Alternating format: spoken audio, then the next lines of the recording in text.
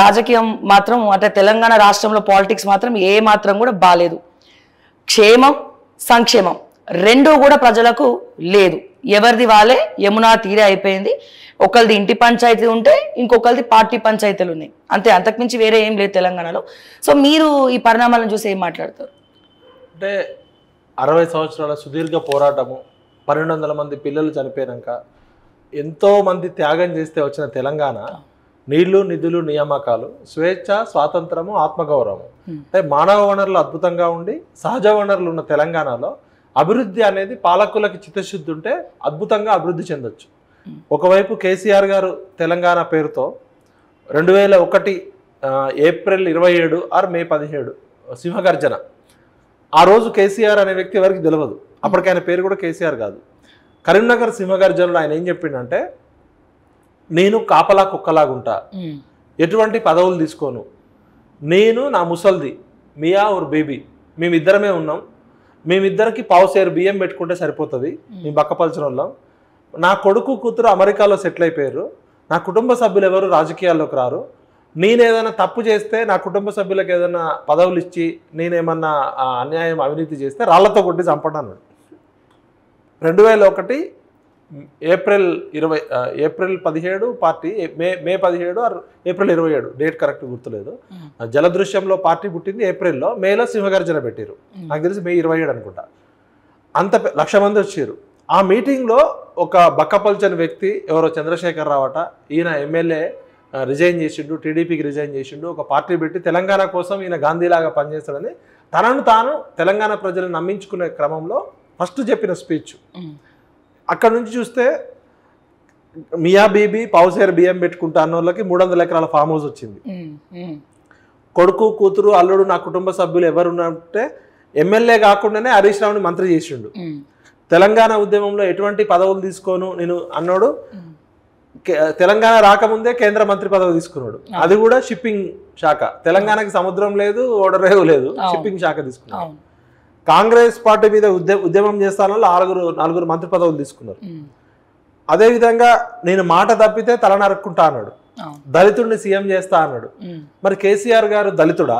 కేసీఆర్ గారు నాన్నగారు దళితుడా? కేసీఆర్ గారు తాతగారు దళితుడా? ఎట్లా దళితుడు ఆయన కేసీఆర్ గారు? ఒకసారి అంటే అనుకోవచ్చు, 2 సార్లు అట్లే చేసిండు. ఆ కొడుకుని కూతురిని అమెరికా నుంచి పిలిపించి 2001లో మేము జైల్లోకి వెళ్ళినప్పుడు కవిత కేటీఆర్ అమెరికాలో ఉన్నారు, వాళ్ళు 2006-7లో వచ్చారు.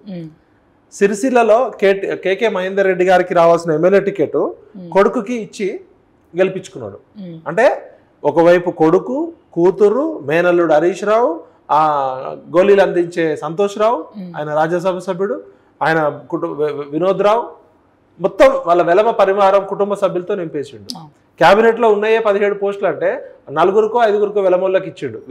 మన హరీష్ రావు, కేసీఆర్, కేటీఆర్, దయాకర్ రావు, జూపల్లి కృష్ణారావు, వాళ్ళు ఉన్నదే 0.1% అంటే వాళ్ళ 5 మంత్రి పదవులు, 2కి 4 అనుకుంటా. జూపల్లి కృష్ణారావు, ఎర్రబల్లి దయాకర్ రావు, కేటీఆర్, హరీష్ రావు, కేసీఆర్ ముఖ్యమంత్రి అంటే 5.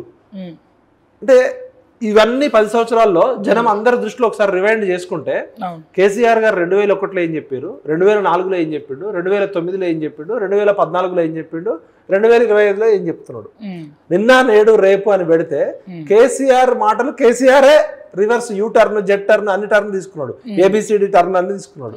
అంటే ఒక మనిషికి నిజాయితీ నిబద్ధత ఉంటే ఆ మనిషి యొక్క గౌరవం పెరుగుతుంది. కేసీఆర్ లాంటి ఒక గొప్ప లీడరు, ఒక బాహుబలి లాగా ఉన్న లీడరు ఇలా కుటుంబ సభ్యులు అందరూ రావడంతో ఈ సంతోష్ రావు ఒక పవర్ సెంటర్, కేటీఆర్ ఒక పవర్ సెంటర్, హరీష్ రావు ఒక పవర్ సెంటర్, కవిత ఒక పవర్, వీళ్ళందరూ కలిసి ఏం చేసారు, బాహుబలి లాగా ఉన్న కేసీఆర్ని బిచ్చల దేవుడు చేసారు. ఇలా కేసీఆర్ పరిస్థితి 4 కోట్ల మందిని నడిపించి ఉద్యమాన్ని తొలగించి తెలంగాణ సాధించడంలో కేసీఆర్ గారి పాత్ర ఎవరు తీసేయలేదు. ఎంత మేము ఉద్యమం చేసినా, ఎంతమంది త్యాగాలు చేసినా ఆయన ఒక పొలిటికల్ పార్టీ పెట్టినాక అది రాజకీయ ప్రక్రియగా సాధించడంలో ఎత్తుగడలో ఉంది. ఆయన ఉద్యమాలు చేసి నష్టపోయింది లేదు, కానీ ఆయన ఒక మాటల చాతుర్యము, ఆయన రాజకీయ ఎత్తుగడలతోటి ఛేదించిండు. ఆ విషయంలో మేమేం విభేదించట్లేదు. కానీ 60 సంవత్సరాల పోరాటాన్ని, 1200 మంది విద్యార్థుల త్యాగాన్ని, తెలంగాణ వచ్చింది చంద్రశేఖరరావు పోయి చంద్రబాబు నాయుడు గారు పోయి కేసీఆర్ గారు పోయి రేవంత్ రెడ్డి గారి కోసం కాదు కదా. ఇప్పుడు తెలంగాణ నిరుద్యోగ సమస్య అట్లనే ఉంది, అవును ఆత్మహత్యలు ఆగలే, చేనేత కార్మికుల ఆత్మహత్యలు అట్లే ఉన్నాయి, బొంబాయి వలసలు ఆగలే, బొగ్గుబాయిలో ఆత్మహత్యలు ఆగలే, దుబాయ్కి వలసలు ఆగలే, గల్ఫ్ వలసలు ఆగలే. మరి తెలంగాణ వచ్చింది రాజకీయ నాయకులకు పదవుల కోసమా? 1200 మంది చచ్చిపోయింది. ఒక శ్రీకాంతాచారి కానీ, ఒక కానిస్టేబుల్ కిష్టయ్య కానీ, ఒక స్వప్న కానీ, ఒక సుజాత కానీ, వీళ్ళందరూ చనిపోయింది దేనికోసం?